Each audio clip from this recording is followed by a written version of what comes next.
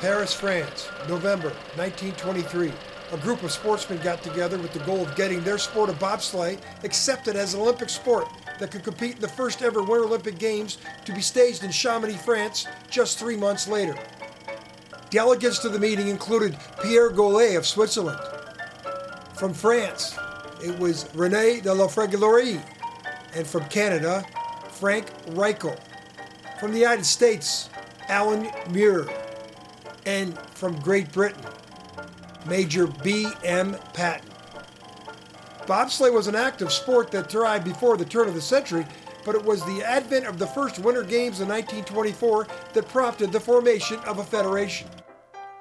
The Federation International Bobsleigh and Toboggan was formed on November 23, 1923 in Paris, France. The first event the FIBT had to manage was the 1924 Winter Olympic Games in Chamonix, France, and the Swiss won the gold medal.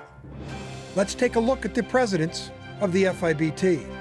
The first president of the FIBT, the French Duke René de la Fréguillerie, he signed the initial IOC document in 1923. He would go on to be the president through 1960. The second president, Dr. Rota from Italy, took over in 1960. Between these two individuals, La Fréguillerie on the left and Rota on the right, they managed the sport from 1923 through 1980. German Klaus Cotter took over and ruled the FIBT from 1980 to 1994. But Hermano Gardella was the general secretary of the FIBT from 1971 through 2012. He still serves the sport in many capacities. In 1994, Canadian Robert Story took over for Cotter. He managed the presidency through 2010. And now our current president, Ivo Ferriani, the president of the FIBT from 2010 to where we are now. Let's take a look at the bobsleigh tracks of the world. The famous Berlin engineer Stanislaus Zelinski built many of the tracks in Europe and here in this track for the 32 Olympic Games in Lake Placid. Back then they would cut ice blocks out of lakes and assemble the natural tracks up and down.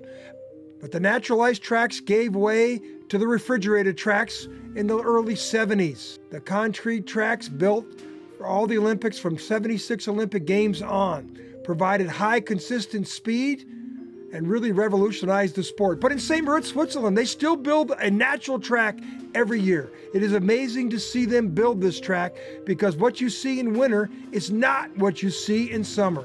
As you walk the track in summertime, you can barely recognize what is built in the winter. St. Moritz, Switzerland is the birthplace of the sport of bobsledding and the only natural ice track we have left on the circuit. The sleds have really gone through a transformation since the early days when it was a single head-first sled. Then they put two sleds together, and in 1924 Olympics, they bobbed forward at the start to gain momentum, hence the name bobsled as we know it today. Sled technology started to change from Olympics to Olympics. They started to become a little bit more aerodynamics. Here in Norway in 1952. The sled of the norm, though, was the Feyerabend sled from Switzerland. Pictures seen here recreating the enactment of the sled at this year's World Championships. In 1956, Oskar Podar started building sleds, and the Podar sled was the sled that everybody used for many years. At the 64 Olympic Games in Innsbruck, Austria, you could see the aerodynamic shape start to change. But the real breakthrough was in the late 70s, early 80s, when the East Germans brought technical superiority to the bobsleigh equipment. As we went on to Nagano, you could see the athletes were improving. High speeds on the refrigerated tracks. And the bobsledding used to be the champagne of thrills. It was now the mixture of science and sport. All the way through the Vancouver Games in 2010, the sleds continued to change. The athletes in the sport have one thing in common. They're all thrill seekers. But over the years, only 5 different athletes have won double gold at the Winter Olympic Games. They are on a special list. Starting with Andra Osler, double gold at the Oslo Olympics in '52. Then in 1968 at the Grenoble Winter Olympic Games, Italian Eugenio Monti, the second person ever to win double gold medal at an Olympic Games. Monti would go on to be one of the true sportsmen of the Winter Olympic Games, winning 10 world championships over the years. Next up, Meinhard Niemer was the third double Olympic Games gold medalist at the Innsbruck Olympics, and then another East German, Wolfgang Hoppe in 1984 in Sarajevo. Then the fifth person to do it, Andre Lange in Torino in 2006, 2 gold medals for him. Major rule changes over the years in the FIBT. Let's go to the 1932 Winter Olympic Games in Lake Placid. The Stevens brothers heat the runners between runs, and they go on to win the gold medal. That summer, the FIBT changes the rules so that the runners on your sled can be plus or minus 3 degrees Celsius to a test runner at the top of the track, and all runners are tested before the race. Another big rule change, weight of the sleds and the athletes. At the 52 Games, it was unlimited weight. The Germans went on to win double gold. The next summer, the FIBT made a maximum weight for the team and the crews. The sport of skeleton. They slid on the road from Celerina to St. Moritz, and when they put 2 of these sleds together, it was bobsledding. But the 1928 Olympic Games in St. Moritz, skeleton was on the Olympic calendar, and again in 1948, but it wasn't until 2002 that the sport of skeleton re-emerged into the Olympic Games. And now it is a sport of true athleticism and thrill seekers, and it's become a famous sport for the young and fearless. Women's bobsledding. In the early days of the sport, the rules were 5-person bobsledding, and you had to have 2 women on the crew.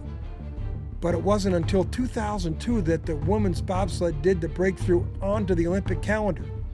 And since 2002, the women have come a long way in the sport. The start in the sport of bobsledding is where it got its name. They used to bob forward at the start to gain momentum, hence the name as we know it today. Boy, has that changed in 90 years. The start now is the most crucial element of the sport. Here at the 1932 Olympics, they pushed off the shoulders.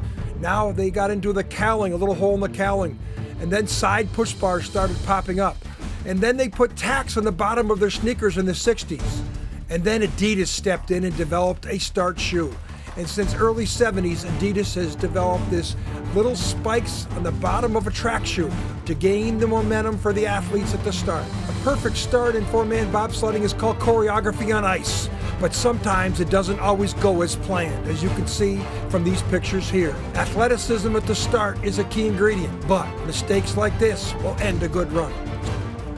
So the FIBT celebrates its 90 years with athleticism in a sport with true camaraderie. Tactical changes, not only from the tracks, but also in the equipment. But most importantly, the exuberance and enthusiasm that the athletes, coaches, and teams provide are what propels this sport forward. The FIBT celebrates 90 years in 2013.